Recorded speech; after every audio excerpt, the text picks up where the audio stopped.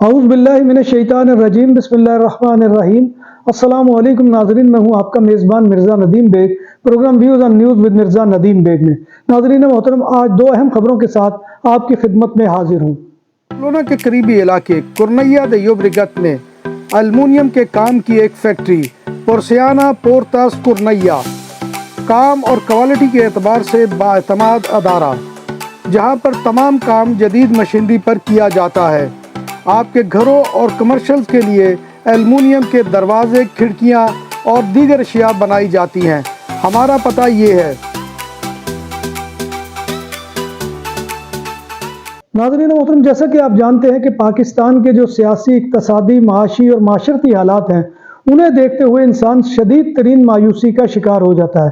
آپ کو معلوم ہے کہ پاکستان میں جو اس وقت عوام کی کیفیت ہے کہ اس کا کچومر نکال دیا گیا ہے مہنگائی کے نام پر، اور یوٹیلیٹی بل جو ہے وہ انسان کے لیے بلکہ عام پاکستانی کے لیے ان کا جو ہے وہ تصور کرنا محال ہو جاتا ہے۔ آمدنی جو ہے وہ بہت کم ہے اور یوٹیلیٹیز بل کا جو ہے بہت زیادہ ہے۔ اسی طرح سے اور بھی عوامل ہیں، ملک میں بے روزگاری جو ہے وہ حد سے زیادہ ہے، اور دیگر معاملات بھی جو ہے وہ بالکل اپنے ہاتھ میں نظر نہیں آ رہے۔ تو ناظرین محترم، ایسے میں امید افزا خبر جو ہے وہ پاکستانی قوم کے لیے بہت ہی اہمیت کی حامل ہوتی ہے۔ اسی طرح کی ایک خبر جو ہے وہ اسپین سے ہے کہ اسپین میں قرطبہ یونیورسٹی میں پی ایچ ڈی کے پاکستانی طالب علم اویس احمد ہرل دنیا کے ٹاپ 2% سائنسدانوں میں شامل ہو کر پہلے پاکستانی بن گئے ہیں۔ بہت امید افزا خبر ہے۔ فیصل آباد ویسے بھی زرخیز علاقہ ہے، یہاں کے لوگ بہت ٹیلنٹڈ ہیں۔ جیسے کہ آپ کو پتہ ہے کہ ایک ہماری بیٹی جو اس دنیا میں اب نہیں رہی، عرفہ کریم، اس نے بھی جو ہے وہ بہت بڑا کارنامہ سر انجام دیا تھا، اور اس کا تعلق بھی اسی سرزمین سے تھا۔ اور اویس احمد ہرل جو ہے وہ پاکستان کے فیصل آباد کے ایک چھوٹے سے گاؤں سے شروع ہونے والے اپنے پی ایچ ڈی کے سفر کے دوران یہ اعزاز حاصل کرنے والے پہلے پاکستانی بن گئے ہیں۔ یعنی آپ اندازہ لگائیں، جیسے کہ ہمارے لیے بہت ہی خوشی کی خبر کل جو ہے، کیونکہ ہم تو وہی خوشی کی خبر سمجھتے ہیں کہ جب پاکستانی کرکٹ ٹیم جو ہے وہ میچ کے اندر کوئی اچھی کارکردگی دکھائے، لیکن میں سمجھتا ہوں کہ یہ اس سے بھی بڑی خبر ہے کہ اویس احمد ہرل نے جو کارنامہ سر انجام دیا ہے۔ اپنے کیریئر کے دوران اویس احمد ہرل نے 100 سے زائد سائنسی مقالے تصنیف کیے ہیں، یعنی کہ بہت زیادہ، یہ بہت بڑی جو ہے محنت ہے کہ 100 سے زیادہ سائنسی جو ہے مقالے جو ہے تھیسز اس نے لکھے ہیں، جن کی مجموعی اثرات 1000 سے زائد ہیں۔ اس کے علاوہ انہوں نے نینو ٹیکنالوجی کے شعبے میں 9 سائنسی کتابوں کے ایڈیٹر کے طور پر بھی خدمات سر انجام دی ہیں۔ 2023 میں انہیں رائل سوسائٹی آف کیمسٹری میں رکنیت سے نوازا گیا۔ 2021 میں انہیں سعودی کیمیکل سوسائٹی سے ینگ سائنٹسٹ کا ایوارڈ بھی مل چکا ہے۔ اویس احمد ہرل نے Pakistan, Bharat, England, Korea, Malaysia, Spain, France اور اٹلی جیسے ممالک کی متعدد قومی اور بین الاقوامی یونیورسٹیوں میں مذاکرے پیش کیے ہیں۔ انہوں نے فرانس اور اٹلی دونوں میں وزٹنگ سائنسدان کے طور پر بھی کام کیا ہے۔ بہت بڑی خبر ہے۔ اویس احمد نے جس طرح سے پاکستانی قوم کا سر فخر سے بلند کیا ہے، میں سمجھتا ہوں کہ بہت بڑی خبر ہے، اور جبکہ ملک کے حالات بہت ہی دیگر گوں ہیں، اس میں ایسی خبر کا آنا جو ہے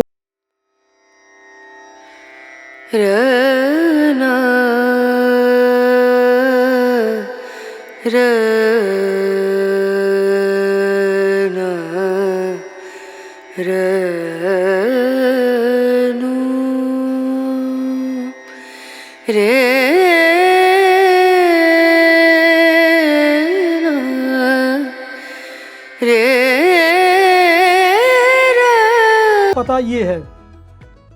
نام بھی اصلی، ذائقہ بھی اصلی، لذت اور چٹخانوں کی دنیا، پرانا قرطبہ ریسٹورنٹ اینڈ میرج ہال، دیسی کھانوں کا مرکز، روسٹ مرغی، چاپ گرل، روسٹ ران، سالم بکرا روسٹ، وسیع و عریض ہال، 400 افراد کے بیٹھنے کی جگہ، سالگرہ، شادی اور دیگر تقریبات کے لیے، فیملیز کے لیے علیحدہ انتظام۔ ریسٹورنٹ کی دنیا میں خدمت اور نفاست کا نام چودھری اسکندر حیات گوندل۔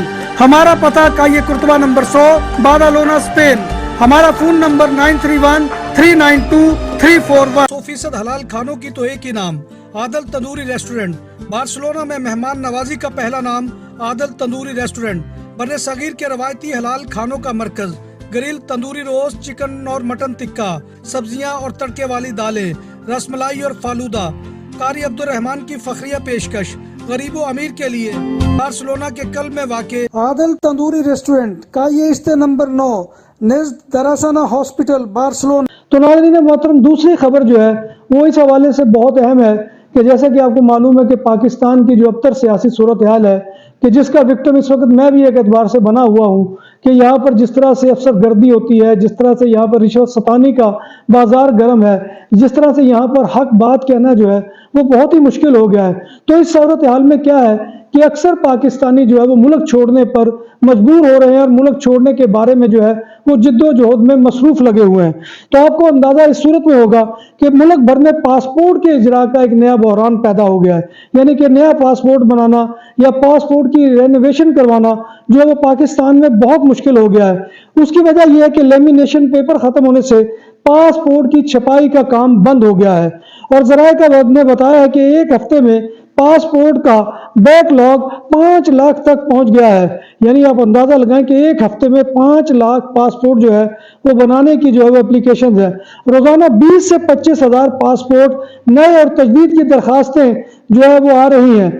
ذرائع وزارت داخلہ کا کہنا ہے کہ لیمینیشن پیپر کا آرڈر دیا جا چکا ہے، پاکستان پہنچنے میں 1 ہفتہ لگے گا، جبکہ مزید 1 ہفتہ کسٹم سے لیمینیشن کلیئر کرانے میں وقت لگ سکتا ہے۔ ذرائع وزارت داخلہ کے مطابق اگلے 2 ہفتے میں پاسپورٹ کا بیک لاگ 10 لاکھ تک پہنچنے کا خدشہ ہے۔ اس بحران کو ختم کرنے میں 1 ماہ سے زائد کا وقت لگ سکتا ہے، یعنی آپ اندازہ لگائیں کہ ایک بہت ہی بیسک ڈاکومنٹ ہے پاسپورٹ کہ جس کو بنوانا جو ہے وہ کوئی ہر پاکستانی بلکہ ہر شہری کا حق ہے جو اس کے لیے کوالیفائی کرتا ہے، لیکن یہ ہے کہ وہاں پر اس کا بحران پیدا ہو گیا ہے اور پاسپورٹ جو ہے وہ وہاں پر بند ہو گئے ہیں۔ اس کی وجہ یہ ہے کہ لیمینیشن پیپر جو ہے وہ اویلیبل نہیں ہے۔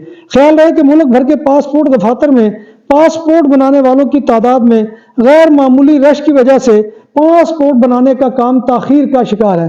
جیسے کہ میں نے آپ کو بتایا کہ وہاں پر جو نوجوان ٹیلنٹ ہے، خاص طور پہ جو پڑھا لکھا طبقہ ہے، برین ڈرین جس قدر بڑی تعداد میں اس وقت پاکستان سے ہو رہا ہے، ماضی میں اس کا تصور بھی نہیں کیا جاتا تھا۔